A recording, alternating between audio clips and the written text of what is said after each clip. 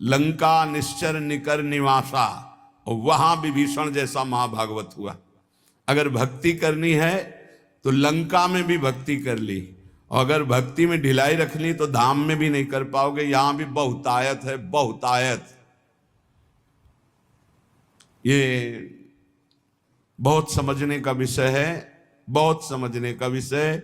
चाहे स्त्री शरीर हो चाहे पुरुष शरीर हो, भगवत प्राप्ति के लिए बढ़िया दांव लग गया, वृंदावन का आश्रयवास मिला है, तो इसमें हरि माया जाल रचती है। भक्ति में, धाम में, तीर्थों में ऐसा मत समझो कि भक्ति में माया का प्रवेश नहीं हो सकता। नहीं, वो भक्ति बन के आ जाएगी, भक्ति बन के आ जाएगी, सेवा का भाव प्रकट करेगी, भक्त रूप धारण करेगी, क्योंकि जानती है भक्त हैं ऐसे तो फंसेंगे नहीं। तो माया का मतलब क्या है? जादूगरनी। बस समझना है कि भक्ति और माया का अंतर क्या, कैसे पहचानोगे कि माया या भक्ति। जाके संग कुमति मति उपजय करे भजन में भंग, ये माया है। चाहे वो वृत्ति हो, चाहे वो व्यक्ति हो, चाहे वो वस्तु हो, चाहे स्थान हो। जिस व्यक्ति वस्तु स्थान के संसर्ग से भगवत विस्मरण हो जाए, नियम संयम भ्रष्ट होने लगे, आपका चिंतन टूटने लगे, फौरन पकड़ो, माया है। वो कोई भी हो, जिसके संग से संयम बने, भजन बनने लगे, नित्य दिनचर्या भागवती होने लगे, हमारा जीवन उज्जवल कांतिमय होने लगे, वो भक्ति है। वो चाहे किसी भी रूप में हो, वस्तु, व्यक्ति, स्थान, किसी भी रूप में। इसलिए हरि भक्ति की प्राप्ति के लिए हरि माया से बचना होगा। विवेकवान वैराग्य रूपी अस्त्र से काट के फेंक देता है, और अविवेकी इसी में डूब जाता है। बड़ी कृपा हुई, बहुत बढ़िया, जिंदगी भर तरसे हैं, अब मिल गया है खान पान भोग सामग्री, भोगो और नरक जाओ। योग से भोग और भोग से रोग, पहुंचो नरक। बहुत समझने का खेल है, बहुत समझने का। स्पष्ट कह रहे हैं, चाहे आस्ताम दुर्मति कोटिर दुश्चेष्टा कोटिरप्यास्ताम। बहुत ध्यान से सुन लो। तुम्हारी करोड़ों प्रकार की दुर्बुद्धियां रही हैं, करोड़ों प्रकार के दुष्कर्म किए हो, करोड़ों प्रकार से तुम्हारी निंदा हुई है। अब तुम वृंदावन आ गए हो, अब होश में हो जाओ तो तुम्हारे अंदर विराग प्रिया प्रीतम का प्रेम प्रकट हो जाएगा।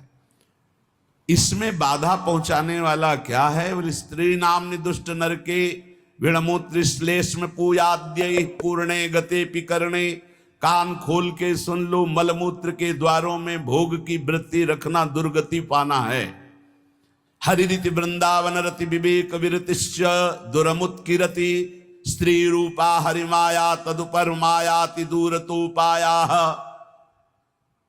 हरिरति हरि भक्ति प्राप्ति के मार्ग में चलने वालों को ये माया हरि भक्ति का रूप रख करके आती है। बहुत सावधानी की जरूरत है, बहुत सावधानी की जरूरत। देखो, पूतना ने ऐसा रूप रखा था कि हिम्मत ही नहीं हुई यशोदा मैया की या और किसी ब्रजगोपी की पूछ ले कि तुम कौन हो और कहां से आई हो। सब लालजू की तरफ ही इशारा करती जाती, क्योंकि इतनी सुंदरी वैभवशाली साक्षात लक्ष्मी जी मानो आ रही, तो बोले अपने प्रीतम से मिलने जा रहे, इशारा कर दी। किसी की हिम्मत नहीं हुई। ऐसे ही जब माया किसी बड़े भक्त को छलती है, जब उत्तम साधक को छलने जाती, तो ऐसा वैसा रूप नहीं कि आप ऐसे रोक सको। हर ज्ञान, हर बात, हर उत्तर। फिर तुम्हारी श्रद्धा, तुम्हारी भक्ति किस कोटि की है? अगर विवेक वैराग्य की तलवार से काट सको तो काट सको, नहीं तो तुम्हें काट के रख देगी। यदि हरि का भरोसा है, अहंकार नहीं किए हो तो बचा लेंगे, अगर अहंकार है तो मुंह भरा गिरोगे। देवर्षि नारद जैसे महाभागवतों को भी परास्त करने की सामर्थ्य ये हरि माया रखती है। शिव विरंचिका मोह को है पुराण, अस जिय जान भजी माया पति भगवान। जो ज्ञानिन कर चित अपरई, बरियाई विमोह बस करई, अज्ञानिन की तो कौन बात। इसलिए उत्तम कुरते योषिदत दृष्टैव दुष्ट मदिरेव अतिवन वसति रसक्या हा वृंदारण्य किन्नु में भविता। जब कोई भोग दृष्टि से किसी माता बहन को देखता है तो मदिरा में उतना नशा नहीं, इतना उसकी बुद्धि भ्रष्ट हो जाती इस दृष्टि मात्र से।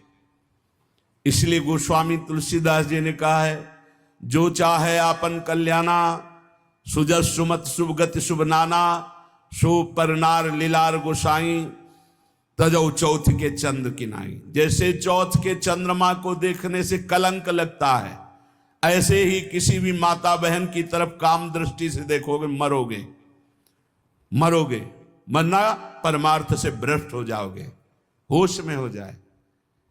ये जब बहुत तिरछी चितवन से माताओं बहनों की तरफ जो देखते हैं तो लगता है तुम समझते हो हम बड़े वीर हैं, बड़ी चतुराई से देख रहे हैं। अरे अपने नाश का रास्ता पुष्ट कर रहे हो, उनका कुछ नहीं बिगाड़ पाओगे।